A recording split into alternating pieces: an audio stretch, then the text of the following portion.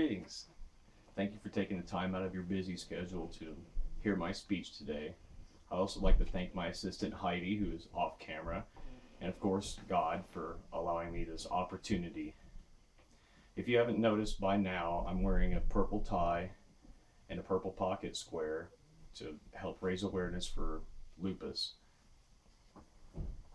Chances are that each of you know someone who's been directly or indirectly affected by lupus, even if you aren't aware of it.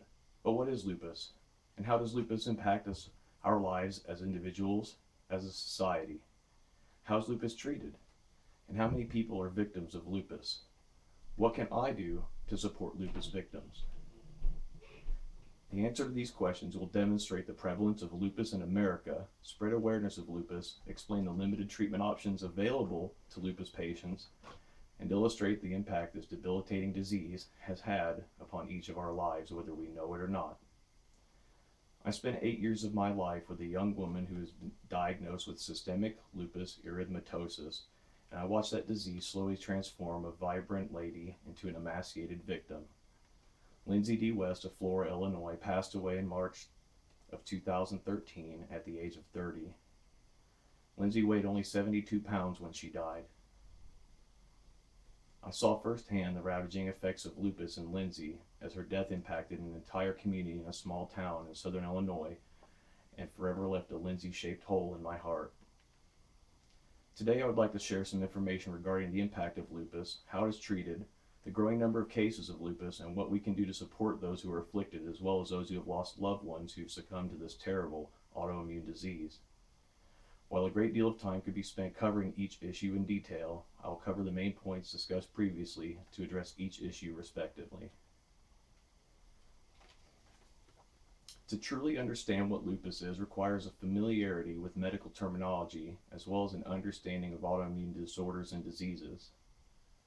According to the Lupus Foundation of America, lupus is a chronic autoimmune disease that can damage any part of the body to include skin, joints, and/or organs inside the body. An autoimmune disease is one which causes the immune system of the human body to attack healthy cells as though they were foreign bodies, essentially causing the body to slowly kill itself. This slow suicide of T and C cells is a very painful and slow process. The prevalence of lupus is made evident in a research study completed by the Lupus Foundation of America. Our research estimates that at least 1.5 million Americans have lupus. When only 150,000 people are living in my city of Fort Collins, according to the U.S. Census Bureau, the number of lupus patients could populate this city 10 times over. While the population of the United States is at 318.9 million as of 2014, according to the United States Census Bureau, 1 in every 200 people has lupus. Since most towns have a population larger than 200 people, chances are that you know someone directly or indirectly affected by lupus. In a recent study by Angel Justiz Valent, Patrick E.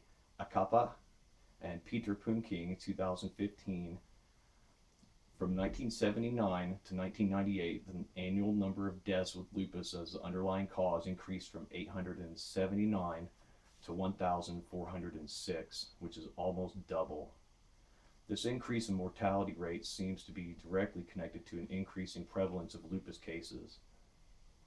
The Lupus Foundation of America reports that more than 16,000 new cases of lupus are reported annually across the country, leading to an increase in overall affected populace as well as an increase in lupus-related fatalities. While little is known about lupus and its devastating effects to this day, there is no known cure. The Lupus Research Institute says that while there is no cure for lupus, early diagnosis and treatment can help in managing the symptoms and lessening the chance of permanent damage to organs or tissues.